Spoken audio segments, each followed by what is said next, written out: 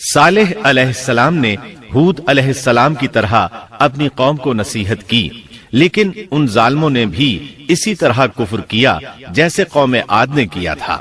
صالح علیہ السلام نے انہیں اللہ کے عذاب سے ڈرایا، دھمکایا۔ اس پر وہ ظالم لوگ مقابلے پر اتر آئے، کہنے لگے اگر تو سچا ہے تو کوئی معجزہ لے آ، لیکن وہ معجزہ ہماری مرضی کے مطابق ہو، اس صورت میں ہم ضرور ایمان لے آئیں گے۔ آپ ایسا کریں کہ بستی کے کنارے پتھریلی چٹان میں سے دودھ دینے والی 10 ماہ کی حاملہ اونٹنی نکالیں۔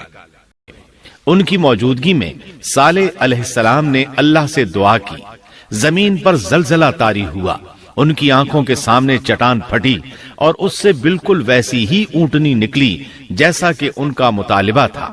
سورۃ القمر میں اللہ فرماتے ہیں بے شک ہم اونٹنی کو ان کے لیے آزمائش بنا کر بھیج رہے ہیں، تم صبر کے ساتھ ان کے انجام کا انتظار کرو۔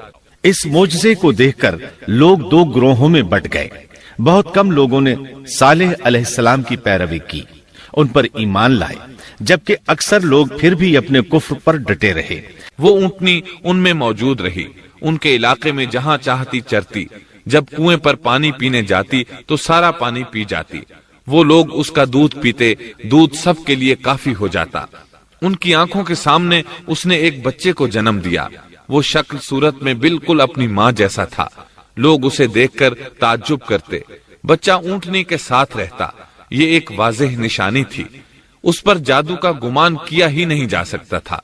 وہ اونٹنی ایک عرصے تک ان لوگوں میں رہی۔ پھر ایک دن قوم کے سرداروں نے مشورہ کیا کہ اگر ہم نے صالح کو اسی طرح چھوڑ دیا تو کہیں لوگ ہمیں نہ چھوڑ دیں اور صالح کے پیروکار بن جائیں، اس اونٹنی نے تو ہمیں مصیبت میں ڈال دیا ہے۔ پھر انہوں نے اپنے ساتھی کو بلایا، تب اس نے ہاتھ بڑھایا اور اس کی کونچیں کاٹ دیں، پھر دیکھا ہمارا عذاب اور ڈراوا کیسا تھا۔ یہ بدبخت قدار اٹھا، اپنے ساتھی کو ساتھ لیا اور اونٹنی کو قتل کرنے کے لیے تیار ہو گئے۔ آپس میں مشورہ ہوا کہ یہ نہ کہا جائے ہم نے اسے قتل کیا ہے۔ اس طرح باقی لوگوں نے بھی ان سے اتفاق کیا۔ تمام لوگوں نے اس بدبخت کے ساتھ عہد کیا اور اسے یقین دہانی کرائی کہ اگر تمہارے ساتھ کسی نے برائی کا ارادہ کیا تو تمام قوم تمہاری حمایت میں اٹھ کھڑی ہوگی۔ اس یقین دہانی کے بعد یہ بدبخت اونٹنی کے انتظار میں بیٹھ گئے۔ اونٹنی پہاڑ کی طرف سے آتی تھی اور پانی پی کر واپس چلی جاتی تھی، یہی اس کا معمول تھا۔ جب ان لوگوں نے چٹان سے اونٹنی کو نکلتے دیکھا تو اچانک حملہ کرنے کے لیے آگے بڑھے، لیکن اس کا جثہ دیکھ کر خوفزدہ ہو گئے، الٹے پاؤں بھاگے۔ بدبخت قدار نے اپنے ساتھیوں کی یہ حالت دیکھی تو ہنس پڑا اور آگے بڑھ کر اونٹنی کی ران میں تیر مارا، اس سے اونٹنی کی ران کی ہڈی ٹوٹ گئی اور وہ نیچے گر گئی۔ پھر اس ظالم نے اپنے ساتھیوں کو آواز دی اور آگے بڑھ کر اونٹنی کی کونچیں کاٹ دی۔ اونٹنی پر حملہ ہوتے ہی اس کا بچہ بھاگ نکلا تھا، وہ پہاڑ کی چوٹی پر چڑھ گیا، 3 مرتبہ بلبلا نے انہیں پہلی قوموں کی طرح ایک قسم کا عذاب نہیں دیا تھا، جیسے قوم نوح کو صرف طوفان کے ذریعے ہلاک کیا گیا، قوم عاد کو صرف طوفانی ہوا کے ذریعے ہلاک کیا گیا، لیکن قوم سمود کو اللہ تعالیٰ نے طرح طرح کے عذابوں سے دوچار کیا، اس لیے کہ انہوں نے اپنی مطلوبہ شرط پوری ہونے کے باوجود ایمان قبول نہیں کیا تھا۔ عذاب کی ابتدا زلزلے سے ہوئی، زمین حرکت کرنے لگی، اس کی وجہ سے وہ لوگ اپنے گھروں میں اوندھے کے اوندھے پڑے رہ گئے، ان میں اٹھنے کی طاقت تک نہ رہی۔ پھر آسمان میں سخت کڑاکا ہوا، اس کی ہولناک دہشت انگیز چنگھاڑ نے ان کے بھیجے پھاڑ کر رکھ دیے، ایک ہی لمحے میں ایک ساتھ وہ سب ڈھیر ہو گئے۔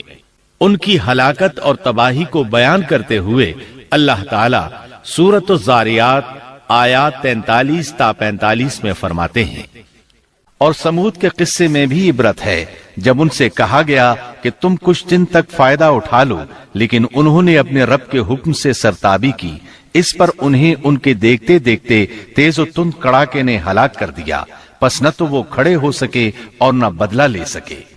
اس قوم کے آثار آج تک باقی ہیں، مدینہ منورہ کے شمال مغرب میں ان کے گھر موجود ہیں۔ اب یہ علاقہ مدائن صالح کے نام سے مشہور ہے۔ سورۃ النمل میں اللہ تعالیٰ فرماتے ہیں، پس یہ ان کے گھر ہیں جو ان کے ظلم کے سبب ویران پڑے ہیں، بے شک اس میں دانش مندوں کے لیے نشانیاں ہیں۔ اللہ تعالیٰ نے ان کے نشانات کو آج تک باقی رکھا ہے تاکہ بعد میں آنے والوں کو یقین ہو جائے اور کسی قسم کا شک نہ رہے۔ عذاب کے آثار نمودار ہونے پر صالح علیہ السلام نے ان سے فرمایا تھا، اے میری قوم، میں نے تمہیں اپنے پروردگار کا حکم پہنچا دیا تھا اور میں نے تمہاری خیر خواہی کی، لیکن تم لوگ خیر خواہوں کو پسند نہیں کرتے۔ اس کے بعد صالح علیہ السلام اپنے ساتھیوں کے ساتھ وہاں سے ہجرت کر کے فلسطین آ گئے، وہیں رملہ نامی بستی میں رہنے لگے اور یہیں آپ کی وفات ہوئی۔